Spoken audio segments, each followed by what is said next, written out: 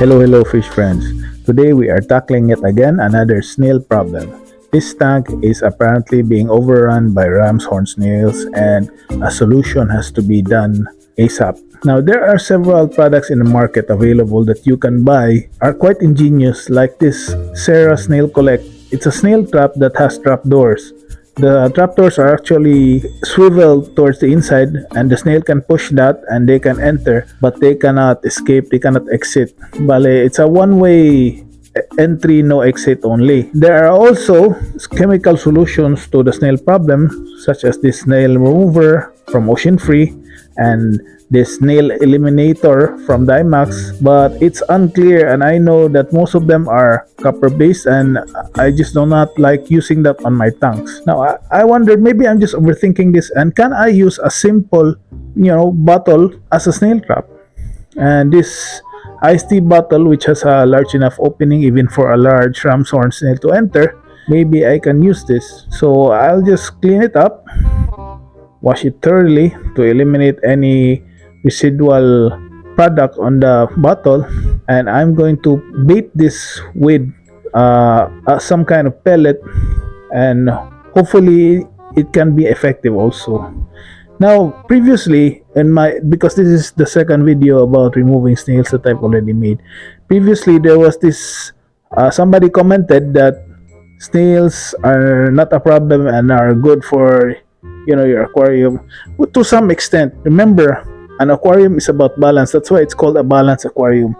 If you have too much snails, then the balance will be off and they will poop and create and spike up the nitrates. So we need to remove them. Here I am, I'm resting it on the gravel. I'm making sure that the opening sits flush with the level of the gravel. And as expected, some mollies can easily make their way inside, and even eventually the curious pandas explore. And you will notice that the snails will actually push part of the bottle upwards because some of them are underneath the gravel, and as they are moving, and this will all inadvertently lift the opening. So the efficiency of the snails getting inside is hampered. Right now you can see there it's lifting, and you can see that as it was lifting, the snails were actually getting the hang or figuring out that there is food inside this bottle.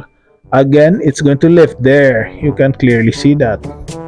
So I adjusted this several times, set it down there to give you a clearer view. The video is now in high speed. I think this is in 30 times the normal speed.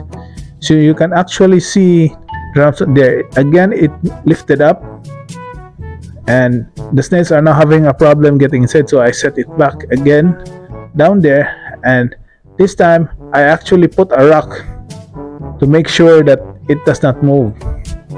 And as you can see, that's a very interesting result right there, because it is actually quite effective. And I found out also that once they are inside, the snails like to stay there. I mean, I think it's probably the scent of the food that's still lingering inside the trap. And that's another bonus. Did you see that when the cories were darted out, majority of all of the bait food stayed inside. And as you can see, the trap is filled with snails. And I mean, it's ludicrous to think that this can be so effective actually. I mean, all this time I've been overthinking it. If you see my first video, I use squash to attract the snails and then I pick them off. But it can be very labor intensive, and as I am lifting the squash, a lot of them can fall off. So this method really traps them inside. There you go. Please like and subscribe. It would help me grow my channel.